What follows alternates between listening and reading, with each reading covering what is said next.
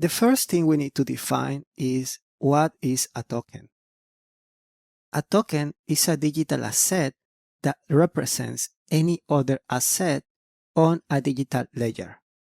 For example, we can represent a car, a trade, title deeds, or even energy.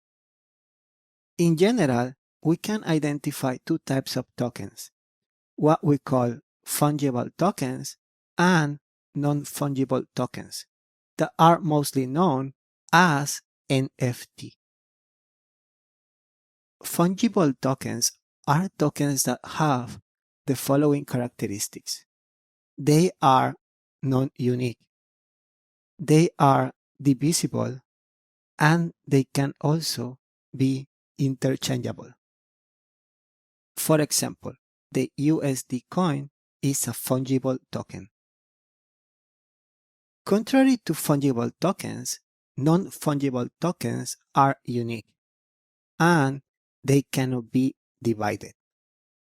A well-known example of non-fungible tokens is CryptoKitties.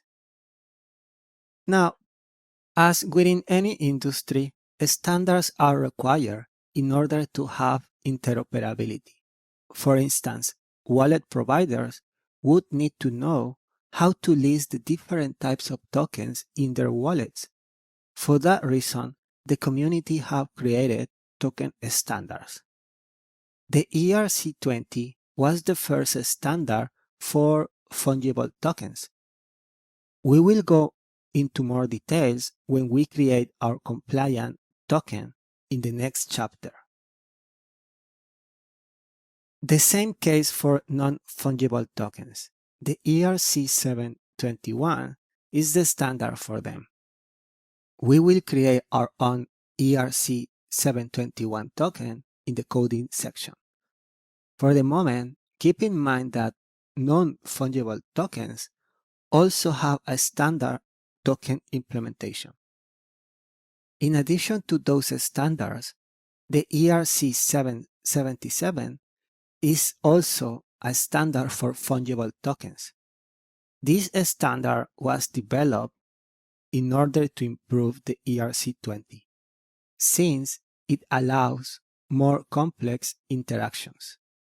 One of its main features is the capability to create hooks, which means that accounts and contracts can react to receiving tokens.